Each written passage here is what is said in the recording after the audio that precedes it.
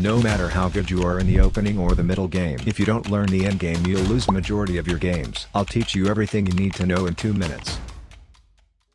It would be really embarrassing to lose this drawn position, and it can happen easily if you make a mistake like this. Nothing is stopping this pawn from becoming a rook now. You defend this by moving your king up and down as long as he's behind this line, and when he tries coming forward you block him. When checked you move behind the pawn, and repeat this until stalemate. Opposition: if you play this move the enemy king will block you, so you grab the opposition by jumping on the square in front of him. Now he has to move aside and you'll be able to pass. But how do I grab the opposition if a pawn blocks me? Then you get opposition by going the other way. Soon you'll chase the enemy king away and win his pawn.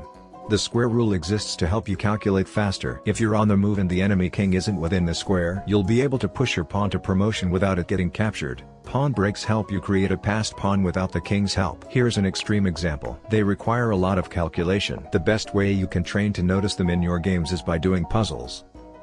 When you're up material you should trade your pieces, but when you're down material you should trade pawns to ensure a draw. Now that you've finally got a passed pawn, stick a rook behind it, and the match is yours. Zugzwang means to put someone in a position where every move they play loses. In this position whoever moves their king first loses. That's why we have to be smart about how we move our pawn. This was incorrect. We had to move our pawn twice for black to run out of moves and move his king away.